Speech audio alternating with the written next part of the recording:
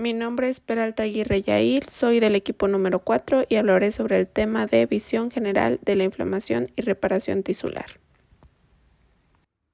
La inflamación es una respuesta de los tejidos vascularizados frente a las infecciones y lesiones tisulares, que aportan células y moléculas defensivas del huésped, desde la circulación a los lugares en los que se necesitan para eliminar los agentes lesivos. En otras palabras, el término inflamación sugiere una reacción dañina. En realidad se trata de una respuesta protectora esencial para la supervivencia. Si no existiera la inflamación, las infecciones no se podrían controlar, las heridas nunca se curarían y los tejidos dañados podrían convertirse en úlceras permanentes. La reacción inflamatoria típica sigue una serie de pasos secuenciales. El primero, el agente dañino que se localiza en los tejidos extravasculares es reconocido por la célula y moléculas del huésped. Se reclutan proteínas plasmáticas y leucocitos de la circulación al foco en que se encuentra el agente dañino. Los leucocitos y proteínas se activan y colaboran en la destrucción y eliminación de la sustancia dañina. La reacción se controla y termina y por último se separa el tejido lesionado. Que es la necrosis tisular. Esta induce inflamación independiente de la causa de muerte celular, que puede incluir isquemia, traumatismos y lesiones físicos y químicos. Por ejemplo, lesiones térmicas como quemaduras o congelación. Se sabe que varias moléculas liberadas por células necróticas activan inflamación. Deriva lo que son los cuerpos extraños, que puede ser suciedad, suturas o astillas. Pueden incluir inflamación por sí mismo o porque provocan lesiones traumáticas en los tejidos o contienen microbios. Las reacciones inmunitarias, llamadas también de hipersensibilidad, son reacciones en las que el sistema inmunitario protector produce lesiones de tejidos del propio paciente. Ahora pasaremos a lo que es el mecanismo de inflamación. La inflamación se va a inducir principalmente por lo que son los mediadores químicos.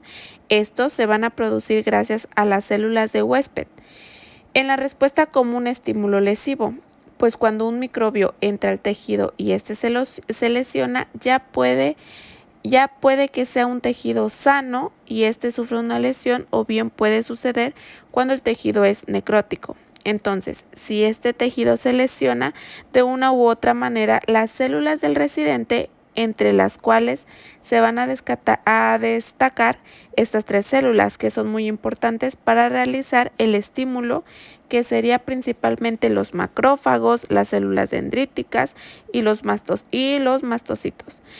Estos van a percibir la presencia de un agente extraño y estos producirán una infección y un daño. Entonces las células van a secretar moléculas que serían las citocinas y otros mediadores para que ayuden a que la respuesta inflamatoria sea posterior, principalmente las que serían las aminas y las citocinas, ya que se encargan de llevar a cabo lo que sería la vasodilatación y la permeabilidad de estas mismas. Va a permitir que la célula pase de lo que sería el intersticio a la matriz extracelular y así puedan llevar a cabo lo que es el reclutamiento al lugar donde se está sufriendo el daño. Tanto el macrófago como el neutrófilo vamos a tener que son células fagocitas. ¿Qué son las células fagocitas? Pues las células que se encargan de destruir y eliminar los microbios.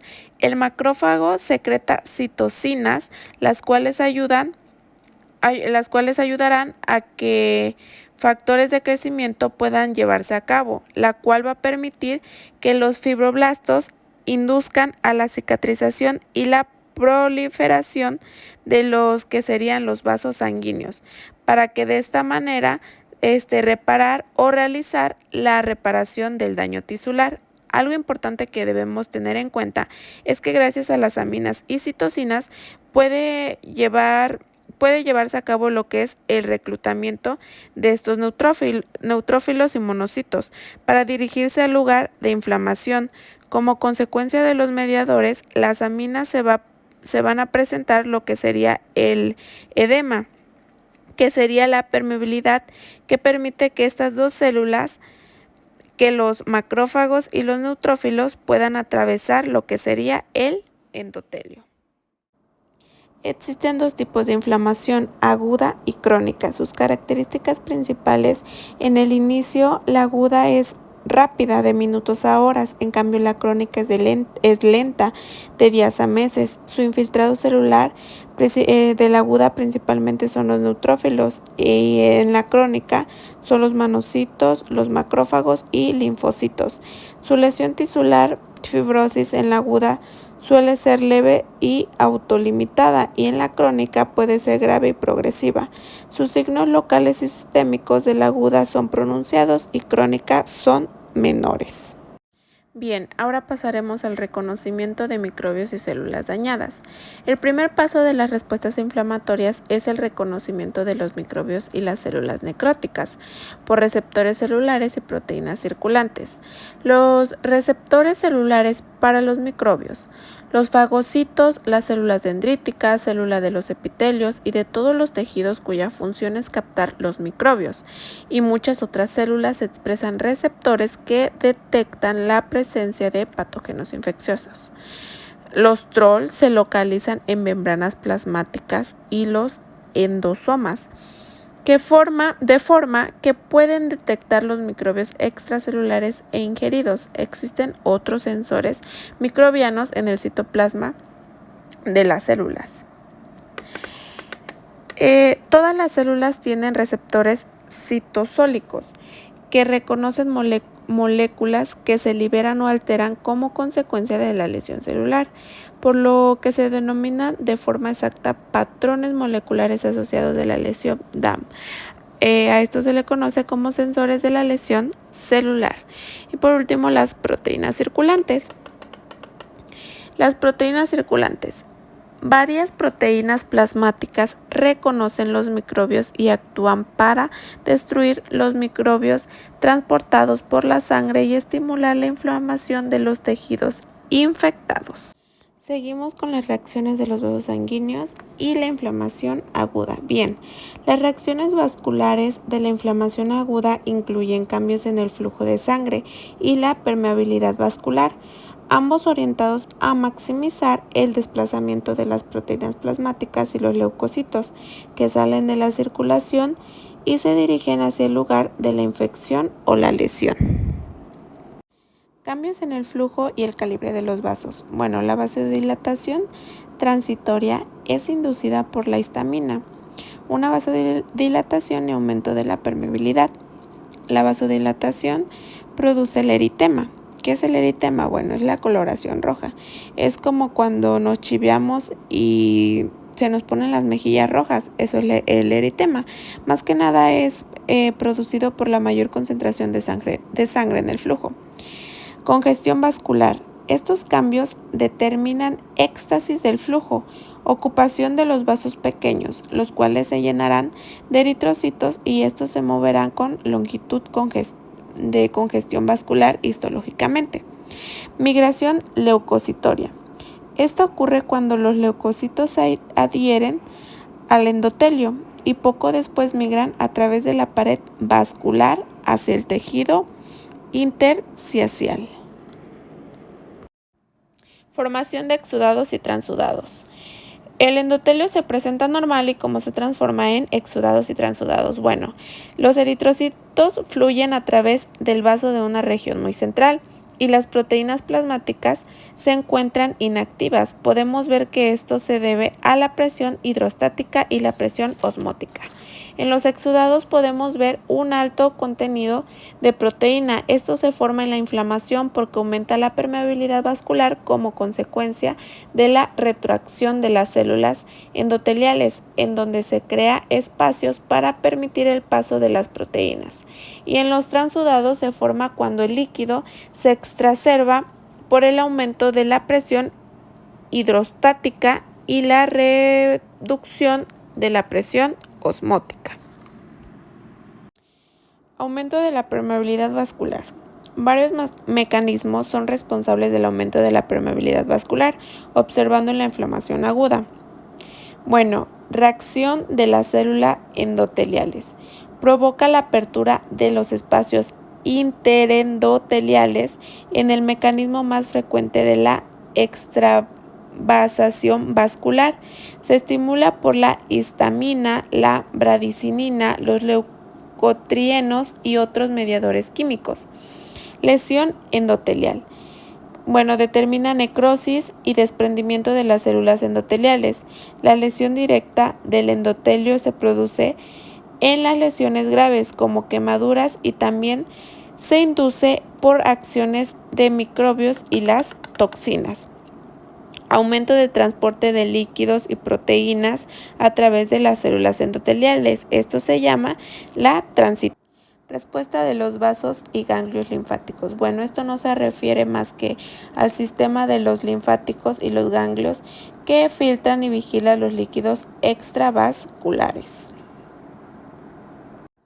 Reclutamiento de los leucocitos a los focos inflamatorios. Los leucocitos reclutados a los focos inflamatorios realizan una función clave, que es eliminar los agentes lesivos. El viaje de los leucocitos desde la luz vascular a los tejidos es un proceso en múltiples pasos, mediado y controlado por las moléculas de adhesión y las citocinas. Reclutamiento de los leucocitos. Primero está la migración, adhesión al endotelio y rodamiento.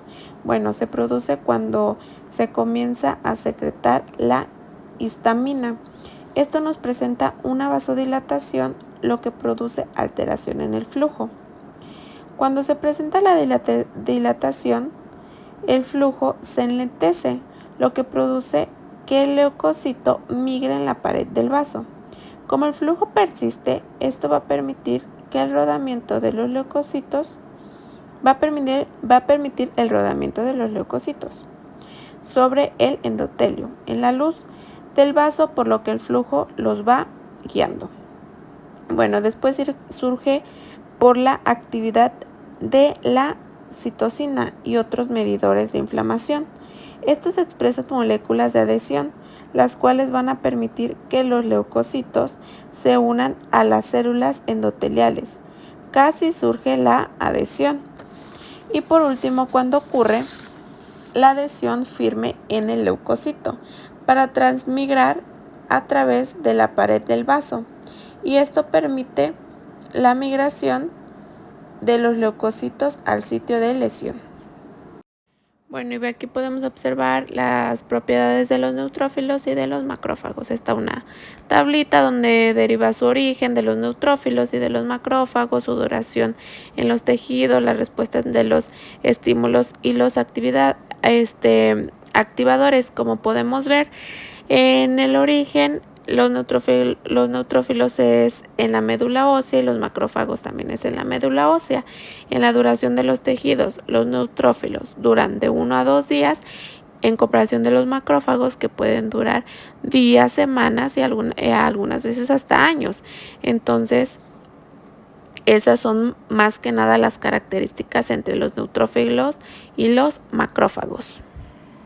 Finalmente, cuando sucede la vasodilatación, el leucocito migra a la periferia, expresando selectina y adhiriéndose a la selectina del endotelio mediante medidas específicas, como ser la citocina, factor de necrosis tumoral, como sabemos, y la interleucina. Estos mediadores van a activar a las integrinas, provocando así una firme adhesión de los leucocitos al endotelio. El leucocito se comprime para pasar a través del vaso mediante la selectina secretada, y así este leucocito poder llegar al sitio de lesión y poder hacer la quimiostasis, que es la reparación, mecanismo de acción de los leucocitos.